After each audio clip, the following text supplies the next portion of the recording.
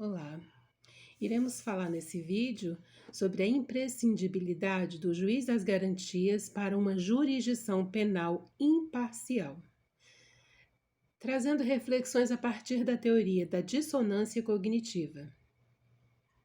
Primeiro, a gente precisa entender como era antes da Lei 13.964/2019. Como era antes? Um mesmo juiz, ele poderia atuar ali na fase pré-processual, que é na fase de inquérito policial.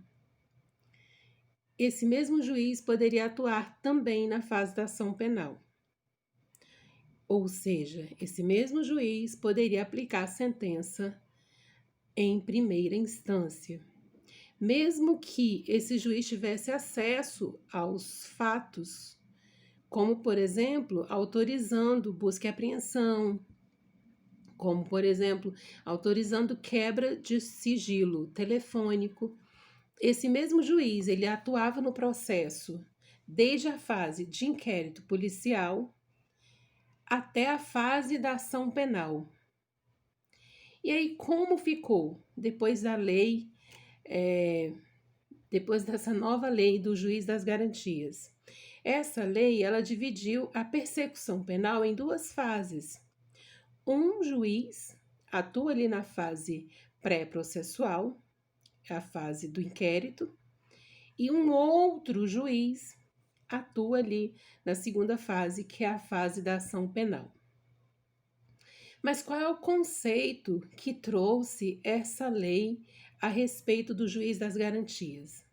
Vamos ao texto que está ali no artigo 3º, que diz o seguinte: o juiz das garantias é responsável pelo controle da legalidade, da investigação criminal e pela salvaguarda dos direitos individuais cuja franquia tenha sido reservada à autorização prévia do Poder Judiciário, competindo-lhe especialmente. Especialmente aqui, né? Aí ele elenca ali algumas coisas que esse juiz vai poder fazer na fase de inquérito policial, que é a fase pré-processual.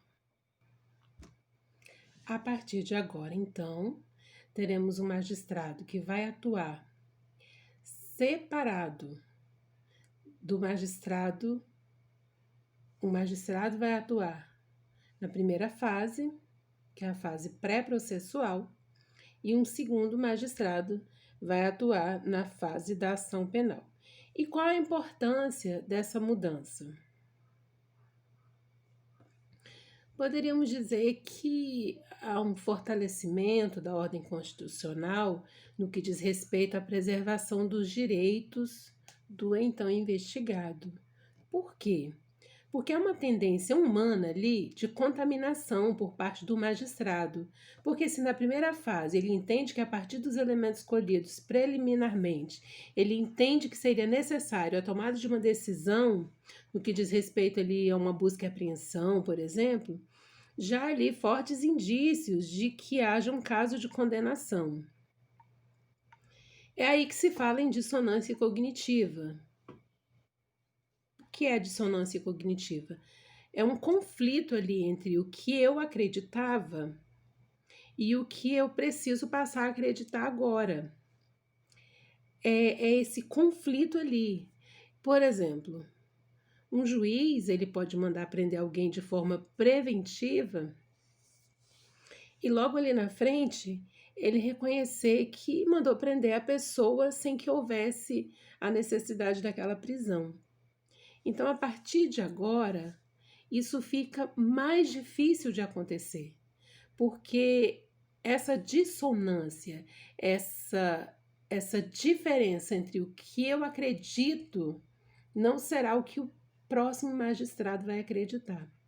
Ele vai acreditar nos fatos que ele verá a partir da fase processual, da fase da ação penal.